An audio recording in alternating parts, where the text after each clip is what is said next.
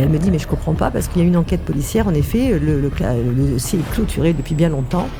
J'ai écouté, je pense que vous n'avez pas tout entendu ou tout vu, parce que votre mari me dit qu'il y a quelqu'un qui l'a étranglé et qui l'a mis après sous cette fameuse corde pour faire croire à un suicide. Et en aucun cas, c'est ce que vous avez pensé depuis 5 ans. Et je lui dis, en fait, quand vous avez découvert votre mari, c'est pas vous qui l'avez découvert, c'est votre fils. Elle me dit oui, tout à fait. Je dis, ce week-end-là, vous étiez partis en week-end avec vos enfants. Et votre mari n'avait pas pu venir avec vous parce qu'il y avait des bêtes qui étaient malades.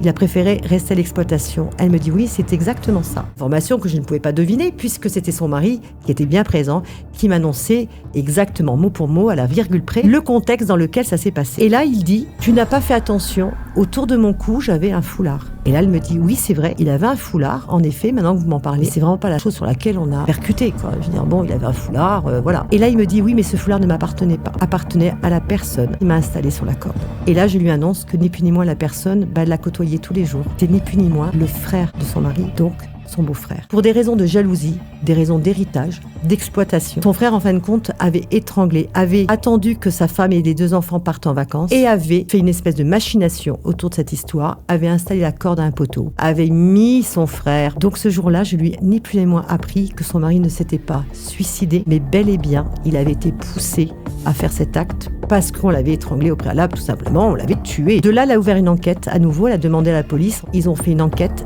ils ont rouvert le dossier. Quelques mois après, le frère vivait mal avec cette situation. Il n'arrivait pas à passer le cap parce qu'il faut quand même avoir du sang-froid pour tuer son frère. C'était juste une question de jalousie. Son frère était seul, était célibataire, n'avait pas de femme, n'avait pas d'enfant.